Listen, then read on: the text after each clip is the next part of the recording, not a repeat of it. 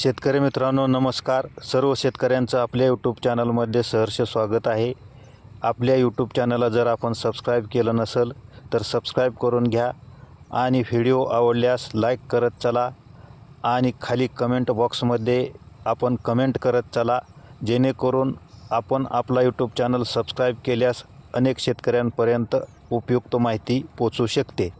तर आजचा व्हिडिओ अत्यंत महत्त्वपूर्ण आहे. केळीची बाग मोडत असताना अनेक शेतकऱ्यांना अनेक प्रश्न पडलेले असतात.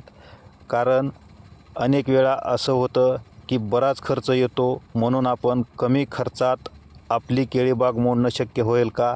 केळीची लागण कटिंग झाल्यानंतर मोडायची आहे किंवा खोडवा कटिंग झाल्यानंतर मोडायची आहे किंवा निडवा कटिंग झाल्यानंतर आपल्याला केळी मोडायची आहे आणि लगेच आपल्याला पुढील पिकासाठी जमीन तयार करायची आहे आणि लवकरात लवकर आपल्याला पुढील पीक तयार करायचं आहे. तर सगळ्यात पहिल्यांदा आपण 4 व्हील ट्रॅक्टरचा शोध घ्या. 4 व्हील ट्रॅक्टरच्या कटरच्या साहाय्यानं आपण कटर मारून घ्या. कटर मारून घेतल्यानंतर आपल्याला दराचा प्रश्न येतो. तर 4,000 पासून 5,000पर्यंत कटर मारण्याचे दर आहेत. तर कटरच्या साहाय्यानं अतिशय लहान लहान आपल्या केळीच्या सर्व पाल्याचे आणि बुंद्याचे, तसेच जो उभा बुंदा आहे त्याचे बारीक बारीक तुकडे होऊन जातील. आणि त्यानंतर आपण 2 दिवस किंवा त्याच दिवशी ज्यांच्याकडे 1.5 टनी किंवा 3 टनी तव्याचा कुळव आहे, अर्थात त्याला हॅरो म्हणतात, आपण हॅरोचा शोध घ्या. जर आपल्याकडे असेल तर उत्तम. आपण हॅरो मारत असताना 2 वेळा आपण 2 फेरे आपल्या शेतात उभे आणि आडवे मारून घ्या. ज्यावेळी आपण उभे आणि आडवे हॅरो मारून घ्याल त्यावेळेस अतिशय चांगल्या प्रकारे आपले जे काही कटरच्या साहाय्याने वर पालापाचोळा पडलेले आहेत ते सर्व पालापाचोळं जमिनीत मिक्स होऊन आणि जमिनीत जे काही केळीचे कंद आहेत त्याचे तुकडे होऊन जातात. याचा दर आहे 1,000 पासून 1,400 रुपयापर्यंत. या ठिकाणी अशा पद्धतीनं आपण गेल्यानंतर 3 ते 4 दिवस जमीन वाळू द्या, पालापाचोळे वाळू द्या. पालापाचोळे वाळल्यानंतर 4 दिवसांनी परत एकदा तुम्ही 4 व्हील ट्रॅक्टरच्या साहाय्यानं लेमकनच्या नांगराने आपली जमीन नांगरून घ्या. अलीकड लेमकनचे नांगर जे आलेले आहेत आणि 4 व्हीलचे ट्रॅक्टर्स आहेत त्याच्या साहाय्यानं अतिशय उत्कृष्ट पद्धतीने नांगरट होत असते. अशा पद्धतीनं नांगरट केल्यानंतर आपण 8 ते 10 दिवस, जर आपल्याला ऊस करायचा असेल, घाई गडबडीनं आपल्याला पुढील पीक तयार करायचं आहे, तर त्यासाठी नांगरट झाल्यानंतर आपण परत एकदा जो आपण 1.5 टनी किंवा 3 टनी हॅरो आता नवीन आलेले आहेत, जुना हॅरो 1.5 टनी आहे, नवीन हॅरो 3 टनी आलेला आहे, तो 4 व्हील ट्रॅक्टरला चालतो. तर 3 टनी हॅरो मिळाल्यास आपण तो हॅरो किंवा 1.5 टनी असला उपलब्ध तरीही चालतो, तो परत एकदा 2 वेळा आपण उभा आणि आडवा आपल्या जमिनीत मारून घ्यायचा. या ठिकाणी आपल्याला परत एकदा 1,000 ते 1,400 रुपयापर्यंत खर्च येणार आहे. अर्थात हॅरोचे 4 वेळे आपल्या शेतात येतात, पहिले 2 आणि नांगरणीनंतरचे 2, असे मिळून 4 वेळा हॅरो मारल्यानंतर तुम्हाला काही जमिनीत पुढं कुठलीही मशागत करण्याची गरज नाही.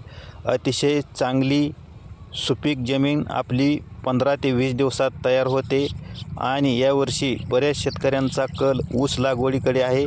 तर 20 ते 25 दिवसात आपल्याला अशा पद्धतीने जर गेला तर केळीची जमीन चांगल्या पद्धतीने अतिशय उत्कृष्टरित्या मशागती करून आपण ऊस लागवडीसाठी तयार करतो.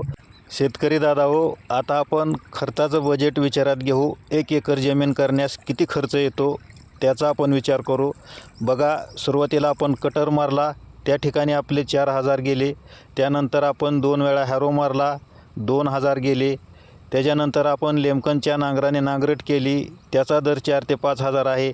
आणि त्याच्यानंतर आपण 2 वेळा हॅरो मारला, परत एकदा आपले 2,000 गेले. याचा सर्व जर हिशोब केला तर आपल्या जमिनीमध्ये 4 वेळा हॅरो मारण्याचे 4,000 प्लस कटर मारण्याचे 4,000 8,000 झाले आणि नांगरट करण्याचे 4 ते 5,000 8 आणि 5 13,000 रुपये झाले. हे 13,000 रुपये घालवण्याची जर आपली मानसिक तयारी असेल तर आपल्या केळीची बाग मोडल्यानंतर जो आपल्याला 8 ते 10 वर्षे फायदा होणार आहे तो पुरेपूर फायदा मिळणार आहे आणि आपली जमीन अतिशय सुपीक आणि कसदार होणार आहे. आणि जर आपल्याला ऊसाची लागवड करायची असेल तर हा माझा स्वतःचा प्लॉट आहे. 20 ते 25 दिवसात आपण अतिशय चांगल्या पद्धतीने ऊसाची सरी काढून ऊस लागवड करू शकता. दादांनो, आपल्या शेतात ज्या गोष्टी करायच्या आहेत त्या स्टेप बाय स्टेपच केल्या पाहिजेत. जर आज तुमचे 2 पैसे गेले तर तुम्हाला पुढे 4 पैसे त्याचे मिळणार आहेत. त्यामुळे काही शेतकऱ्यांच्या डोक्यात असा विषय येतो की ज्यावेळी आपण कटर मारून घेतो आणि त्यानंतर काही शेतकरी डायरेक्ट सिंगल पलटीच्या साहाय्याने ऊस लागवड करायची असते म्हणून सरी काढतात आणि त्यामध्ये ऊस लावण्याचा प्रयत्न करतात. तर माझ्या सर्वेनुसार शेतकरी दादाओ, त्या ऊसाची ग्रोथ जशी चालायला पाहिजे तशी चालत नाही. मुळी फास्ट चालत नाही. 2 ते 3 वर्षे तिसऱ्या पिकापर्यंत ज्यांनी पीक घेतलेलं आहे त्या दरम्यान आपली शेती भरपूर प्रमाणात दगडासारखी झालेली असते, दाबून बसलेली असते आणि या कारणामुळं आपल्या ऊसाची ग्रोथ चालत नाही. जर तुम्हाला ऊस चांगला आणायचा असेल तर मी सांगितलं आहे त्याच पद्धतीने आपण मशागत करावी ही विनंती. 2 पैशाचा विचार जर करत बसला तर आपण काही गडबडीने केलेल्या गोष्टीचं आपल्याला त्या ठिकाणी यश मिळत नाही. ऊसाला पाहिजे तेवढं ॲव्हरेज मिळत नाही.